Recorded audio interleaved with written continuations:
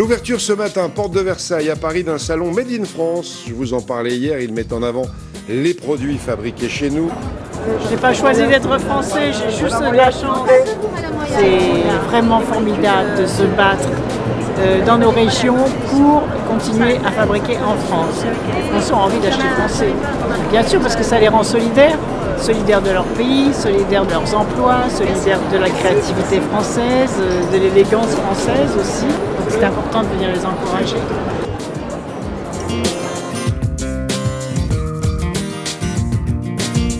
Au chapitre économie, le salon du Made in France met en valeur le dynamisme de certaines entreprises qui se battent pour maintenir leur fabrication dans l'Hexagone. Monsieur le ministre, quelques semaines après le salon des industries agroalimentaires et à la veille de l'ouverture du salon Made in France, je souhaitais vous interroger sur l'action menée par le gouvernement dans ce domaine. Et justement, cette période d'achat qui s'annonce permettra de vérifier si le Made in France est suivi des faits. Un salon lui est consacré tout ce week-end à la porte de Versailles. Plus qu'une mode, il s'agit de mettre en avant le potentiel de cette filière et de souligner son impact sur l'emploi. Et cet après-midi, vous serez au salon du Made in France, qui est un salon très important. Moi, je suis fier d'aller au salon Made in France et vous devriez venir parce que ce sont des PME françaises qui se développent et il faut les aider. Je suis absolument convaincu que les Français veulent acheter français. Simplement, ils ne savent pas ce qu'il y a dans chaque produit. Il y a des entrepreneurs français innovants et ils ont de plus en plus la volonté d'inscrire leur action dans le cadre du patriotisme économique. C'est possible, ce salon en est tout à fait la preuve. De plus en plus de vendeurs disent, nous constatons que les Français maintenant s'intéressent à la provenance des produits.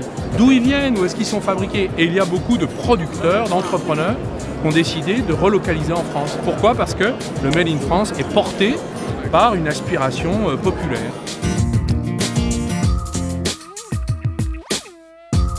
Beaucoup de monde, des gens adorables, une clientèle sympathique, des exposants sympathiques, plein de ventes, le bonheur. Il y a des professionnels, des contacts en tant que revendeurs, des journalistes, il n'y a pas que des particuliers qui viennent acheter.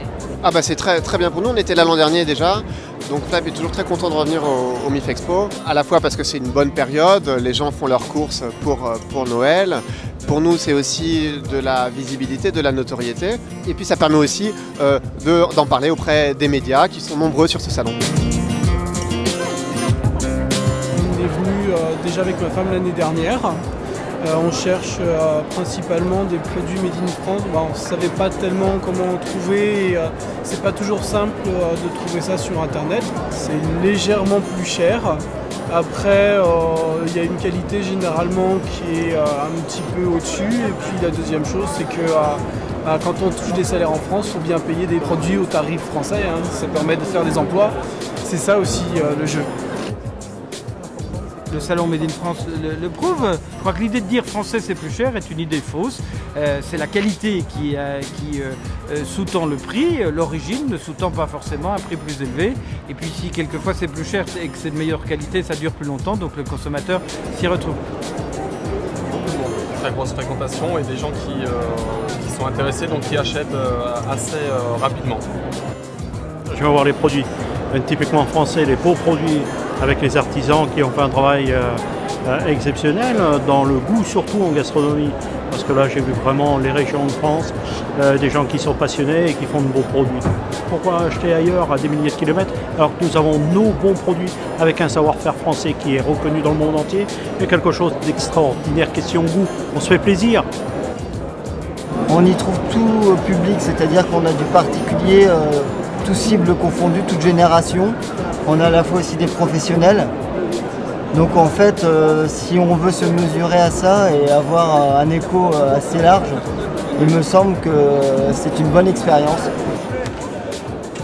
En fait, je ne m'attendais pas à avoir autant de contacts professionnels. Petite anecdote, c'est que j'ai plus de carte de visite, j'ai pas assez de catalogue, mais bon, voilà, j'ai un crayon qui marche bien. Et puis avec un public agréable, tant public que professionnel, des gens qui ont une sensibilité, qui ont des valeurs. On s'est fait d'ailleurs une petite remarque, on a observé qu'on n'avait aucun vol, ni même les objets de démonstration. Donc c'est des petits signes pour nous indicateurs assez forts.